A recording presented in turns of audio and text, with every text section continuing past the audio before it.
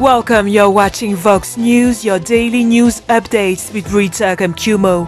Our headlines today: President Paul Kagame gets vaccinated against coronavirus as part of Rwanda's COVID-19 vaccine campaign. The World Trade Organization asks Tanzania to release coronavirus data banned by the Tanzanian government. Ivorians mourn the death of their Prime Minister Ahmed Bakayoko, who was reported dead on Wednesday.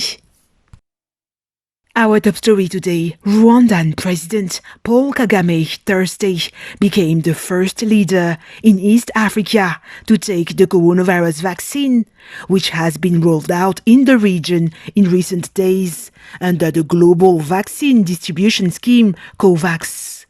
Rwanda last week received 100,000 doses of the Pfizer-BioNTech vaccine and 240,000 doses of the AstraZeneca drug, enabling the country to become the first in East Africa to start its coronavirus vaccination campaign. The country of 12 million inhabitants plans to vaccinate 30% of its population this year and 60% in 2022. So far, in the East Africa region, Rwanda, Kenya, and Uganda are the only three countries to have started COVID-19 vaccinations, with Ethiopia set to launch its vaccine campaign on Saturday.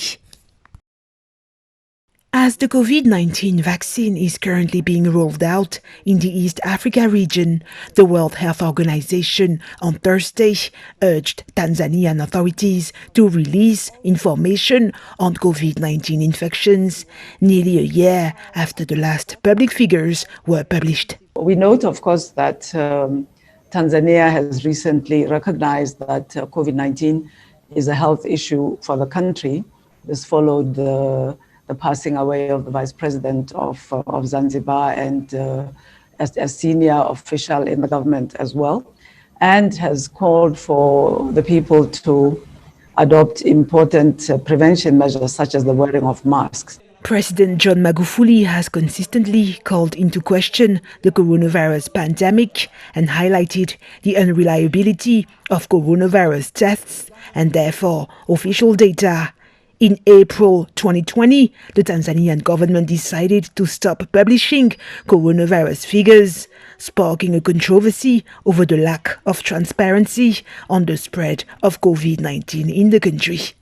And we would very much welcome to start receiving from Tanzania data of the situation in the country so that we can provide support within the country and, most importantly, of course, internationally to the neighboring countries in Tanzania. Finally, we would also like to strongly encourage the country to join the vaccination efforts of the whole world, including through the COVAX platform, so that they, like other governments, can protect their population from the spread of the virus. Tanzania's president has not been seen in public in nearly 2 weeks, fueling speculations about his health. I think whatever is the case with President Magufuli, we can only wish him well if these stories are indeed true, and would very much reiterate our preparedness to support the government and the people of Tanzania.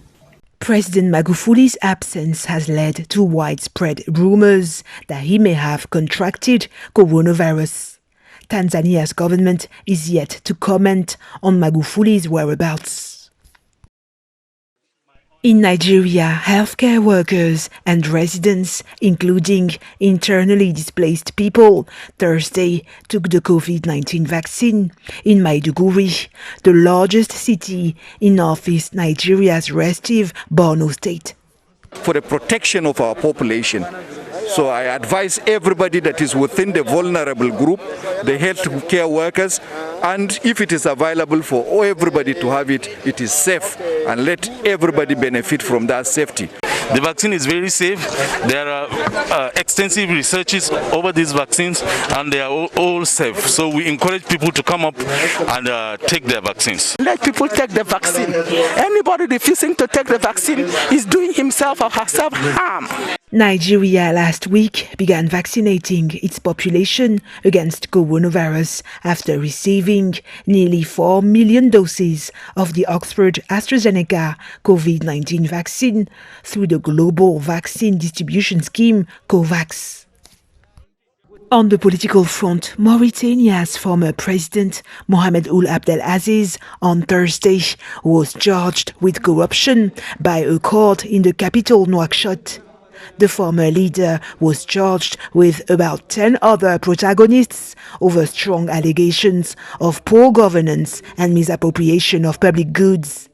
The move came after a Mauritanian prosecutor had requested corruption charges earlier in the day, following an investigation into his controversial decade-long rule. Ivory Coast on Thursday mourned the death of Prime Minister Ahmed Bakayoko, just 8 months after that of his predecessor Amadou Gon-Coulibaly.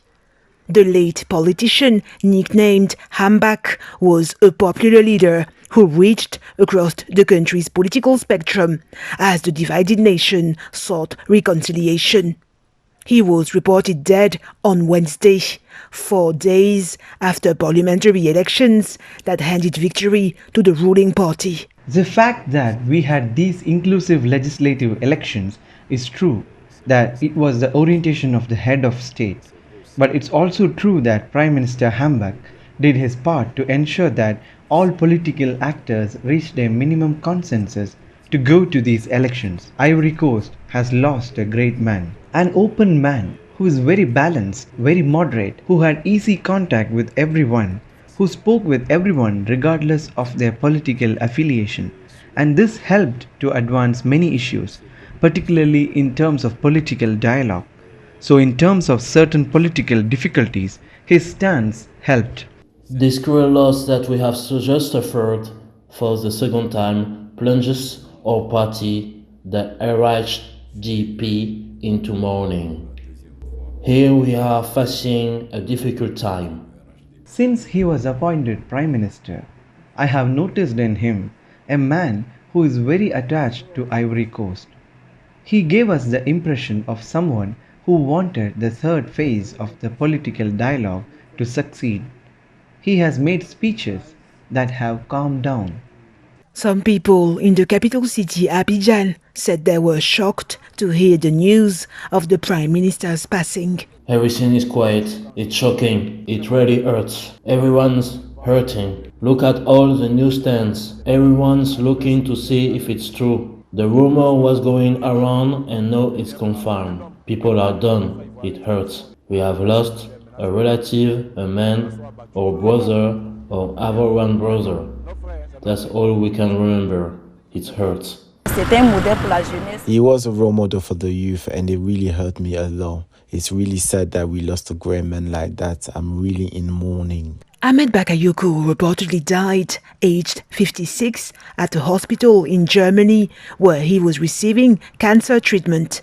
President Alassane Ouattara has declared 8 days of national mourning in honor of the late Prime Minister and Minister of Defense.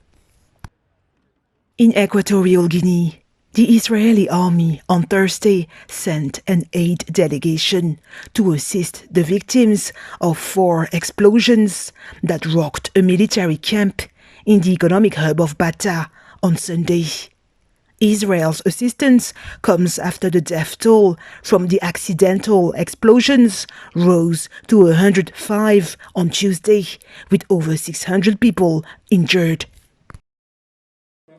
In South Africa, the king of the Zulu nation, His Majesty Goodwill Zwelithini, passed away this Friday morning, aged 72, after weeks of hospitalization, according to his palace.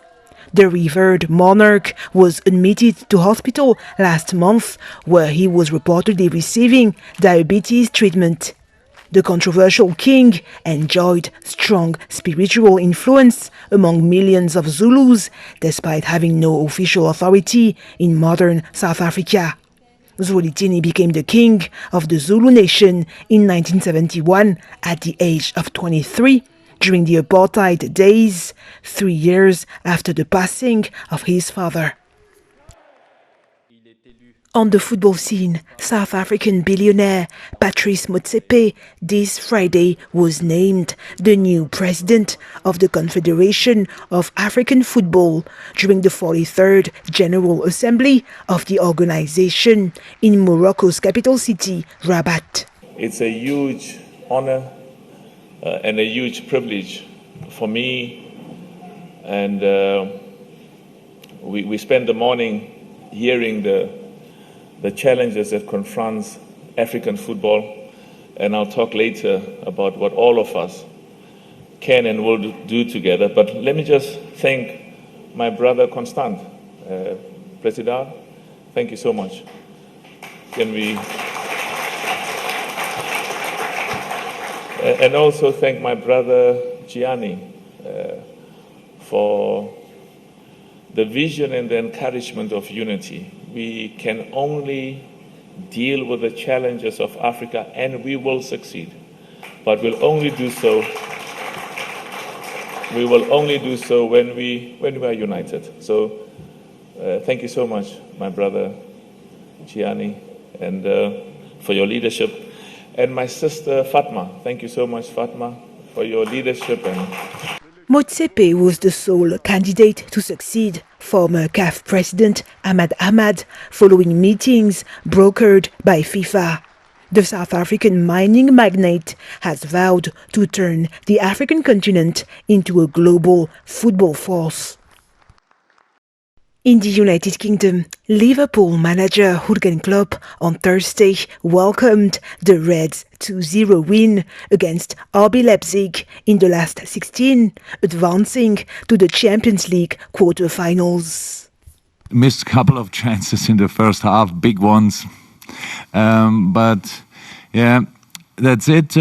But closed the game in the second half, and very good. I'm very happy for tonight, of course. Tonight we played a really good first half, but we didn't score with really big chances. That's so. The game was literally like a summary of our season. So we are good. We create chances, but we don't finish them off often enough. But tonight, then we had a second half and used it there. That's all fine. Klopp, however, admitted that the victory over Leipzig would help Liverpool players put their Premier League woes to one side. That's it for today. Thank you for watching Vox News.